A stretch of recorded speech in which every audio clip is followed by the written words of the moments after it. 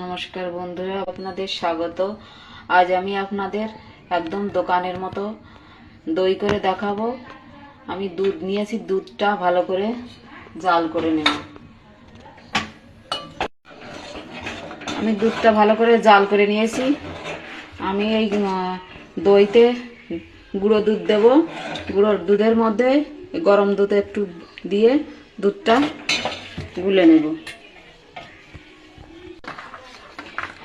আমার মনে হয় গুঁড়ো দুধ দিয়ে দইটা করলে দইটা বেশি ভালো হয়, তার জন্য আমি গুঁড়ো দুধ দিচ্ছি। আপনারা গুঁড়ো দুধ নাও দিতে পারেন, সেক্ষেত্রে দুধটা একটু বেশি জ্বালিয়ে ঘন করে নেবেন। আমি গুঁড়ো দুধটা গুলে নিয়েছি, এবার এই দুধের মধ্যে দিয়ে দেব, দিয়ে আমি একটু জাল করে নেব। এটা গুঁড়ো দুধটা দিয়ে আমি বেশ খানিক সময় জাল করে নিয়েছি। দেখুন দুধটা ঘন হয়ে গেছে। এবার আমি এটা নামিয়ে দেব। এবার এটা নামিয়ে রাখবো। আমি একটা কড়াই বসিয়ে দেব।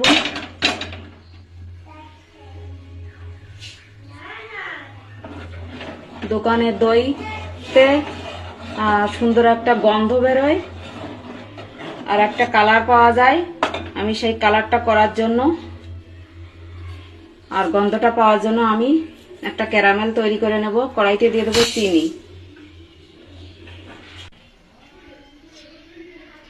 আমি এই বাটির হাফ বাটি চিনি দিয়েছি আর হাফ বাটি জল দিয়েছি। আমি একটা ক্যারামেল তৈরি করে নেব। আপনারা মিষ্টি কম বেশি দিতে পারেন। এভাবে নাড়িয়ে নাড়িয়ে আমি একটি ক্যারামেল তৈরি করে নেব। দেখুন এখনো হয়নি, আর একটা ক্যারামেল তৈরি করা হয়নি। এখন মাখতে হবে, আমাকে একটু নেড়ে যেতে হবে।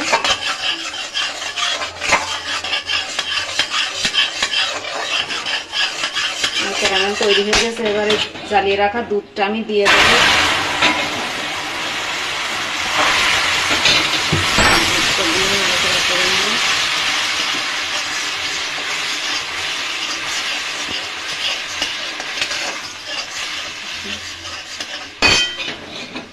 বাকি দুধটা দিয়ে দেব।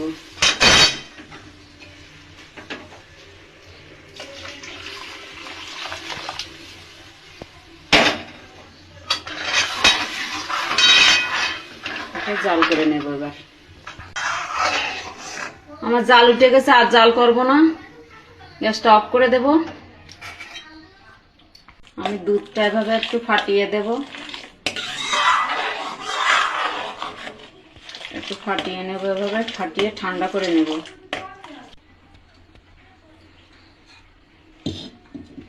দেখুন দইটা পাতার জন্য মাটির হাঁড়ি নিয়েছি। আপনারা যে কোনো পাত্রে জমাতে পারেন।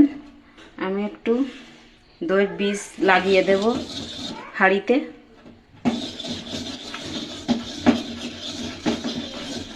হাঁড়িটা ভালো করে পরিষ্কার করে ধুয়ে নিয়েছি। আমি দইয়ের বীজ হিসেবে টক দই নিয়েছি। আপনারা মিষ্টি দইও নিতে পারেন, সেক্ষেত্রে বেশি লাগবে বীজের পরিমাণ। আমি দইয়ের এই বীজটা আমি একটু ফাটিয়ে নেব ভালো করে। ফাটানো হয়ে গেছে। আমি এবার এটা দিয়ে দেব। দুধটা একেবারে ঠান্ডা করা যাবে না, একটু গরম অবস্থায় এটা দিয়ে দিতে হবে। দইয়ের বীজটা দিয়ে দিতে হবে। এবার আমি একটু ফাটিয়ে নেব ভালো করে ফাটিয়ে নিয়েছি। এবার এটা হাঁড়িতে দিয়ে দেব, আমি ঢেলে দিয়ে দেব।